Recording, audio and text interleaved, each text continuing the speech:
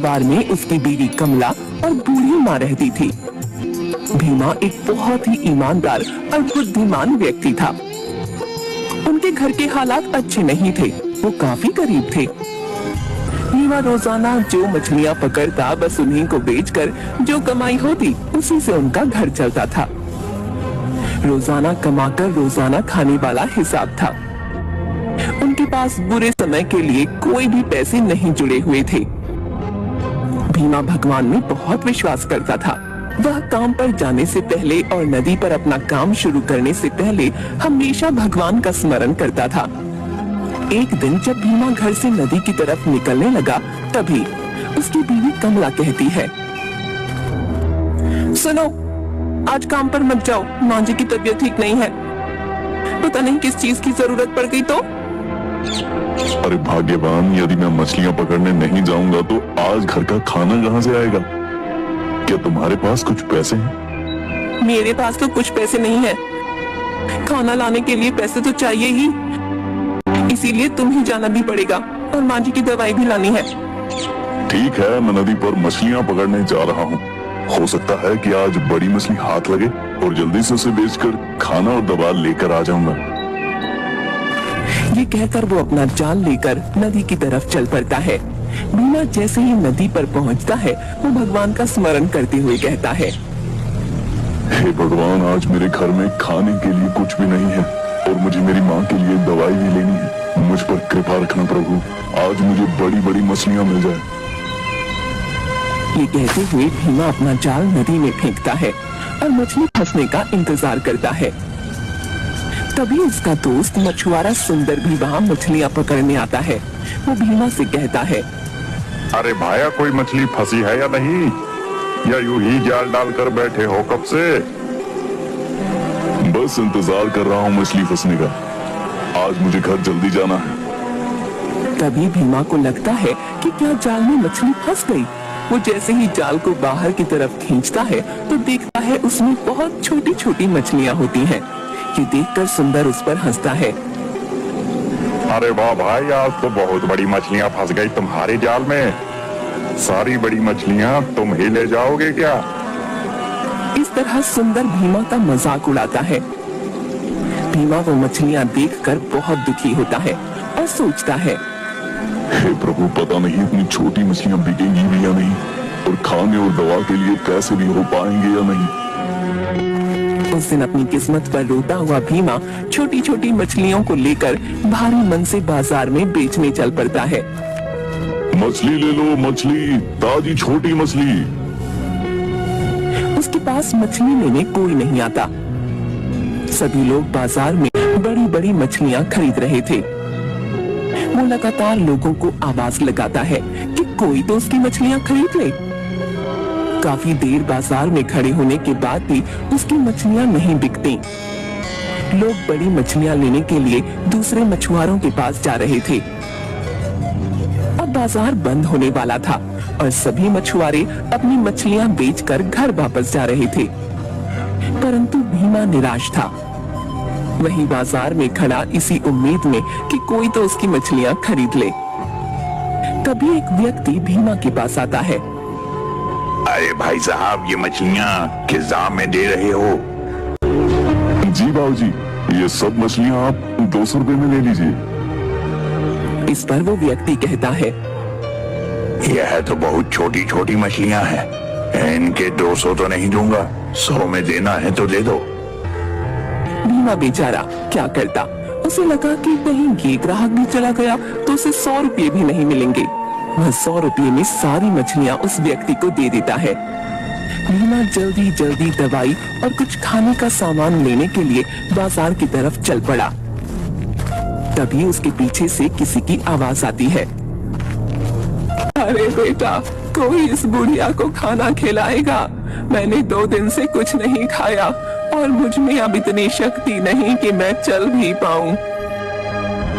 भीमा पीछे मुड़कर देखता है तो वहाँ एक बुढ़िया बैठी थी जो देखने में बहुत कमजोर और बीमार लग रही थी। भीमा को उसे देखकर दया आ जाती है। आज उसके पास पैसे कम थे, परंतु फिर भी वह बिना मदद किए आगे नहीं जा पाता। और उन पैसों में से थोड़े से पैसों से उस बुढ़िया को केले खरीद कर देता है।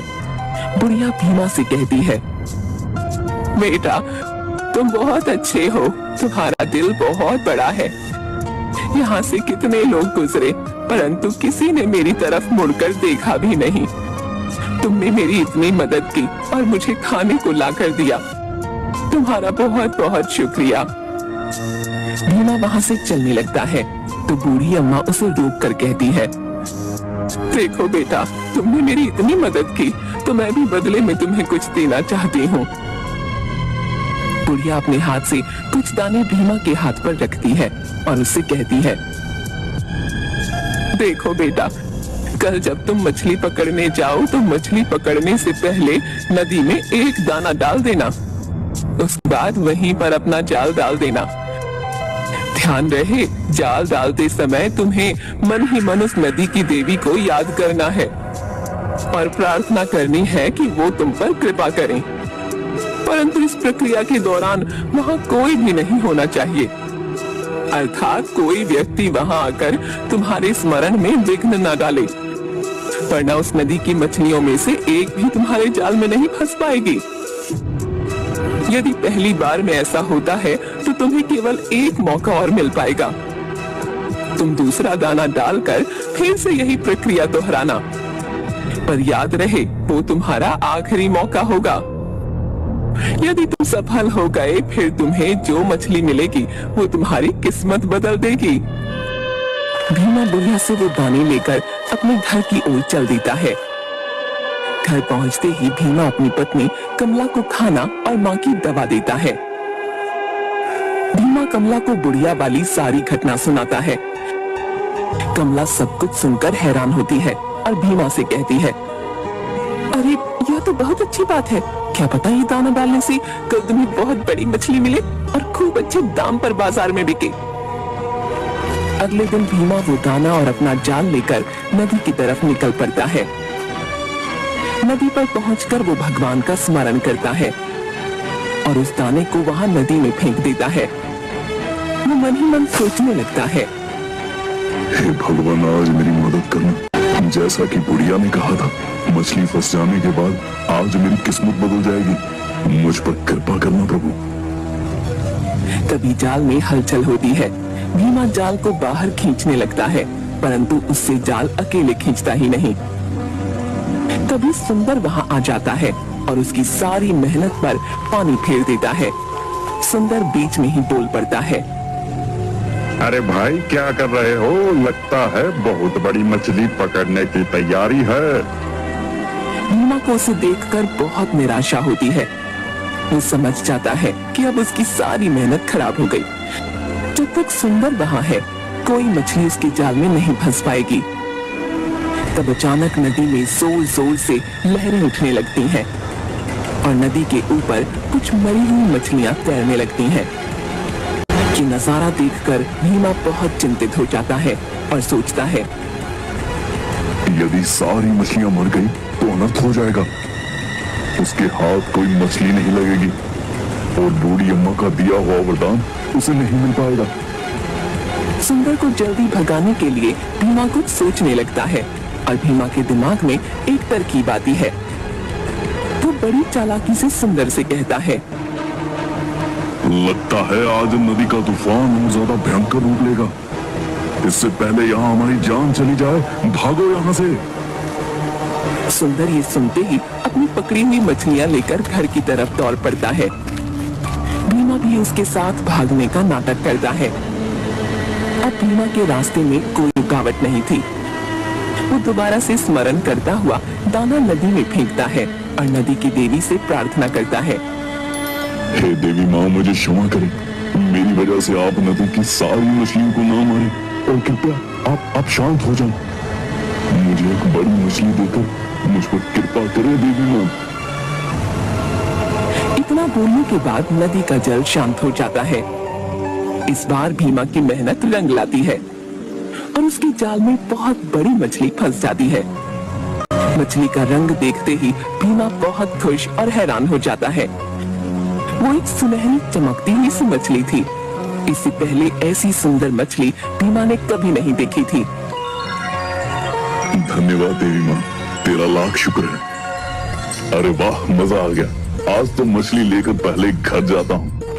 भीमा मछली लेकर बाजार की बजाय घर की ओर चल देता है और घर जाकर अपनी पत्नी को वो मछली दिखाते हुए कहता है, देखो आज मेरे जाल में कितनी बड़ी मछली फंसी है। उस बूढ़ी अम्मा ने जो दान दिया था उसने तो जादू ही दिखा दिया। इसका मतलब उसकी कही हुई बात सच थी।